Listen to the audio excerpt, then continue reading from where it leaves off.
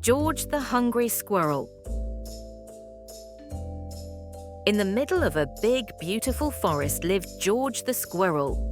George had the fluffiest tail and the biggest appetite in the entire forest. But today, George's tummy rumbled louder than ever. "I need to find food, fast," said George, clutching his belly. George scampered down his tree, looking for his favourite snack, acorns. But when he reached his usual stash under the oak tree, he gasped. "Oh no, it's empty!" George cried. Someone had already taken all the acorns. George didn't give up. "Maybe my friend Bella the bird has some berries," he thought. He ran to Bella's nest. "Hi, Bella. Do you have any berries to share?" George asked.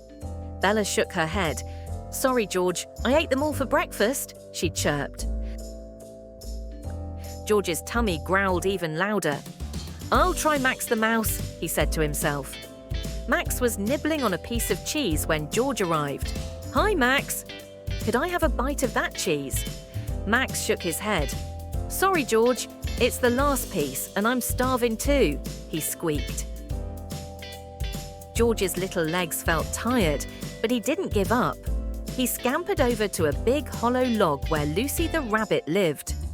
"Hi, Lucy. Do you have a spare carrot?" George asked hopefully. Lucy held up a tiny nibble of carrot. "This is all I have left," she said. George sat on a rock, feeling very hungry and a little bit hopeless. "What if I don't find anything to eat?" he wondered aloud. Just then, a loud crack made him jump. He looked up. A tree branch had snapped and something fell to the ground. George scampered over to see what it was. There, lying on the forest floor, was the biggest, juiciest apple he had ever seen. "An apple! Oh, thank you, forest!" George cheered, hugging the fruit. George was about to take a big bite when he stopped. He thought about Bella, Max and Lucy. They were hungry too. "I can't eat this all by myself," he said. George had an idea. George carried the apple to Bella's tree. "Bella, would you like a slice of apple?" Bella's eyes lit up. "Really? For me? Thank you, George." Next, George brought a piece to Max. "Max, here's a slice of apple for you." Max squeaked with delight. "This is the nicest thing anyone's done for me."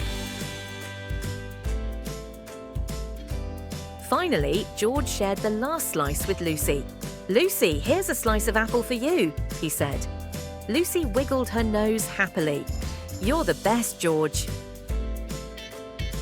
George didn't have a big meal that day, but his tummy felt warm and happy. "Sharing is better than eating alone," he said, smiling. As George climbed back up his tree, his heart was full, even if his belly wasn't. And from that day on, George knew, kindness always fills you up. Thank you for watching. Don't forget to hit that subscribe button. We post videos every single day.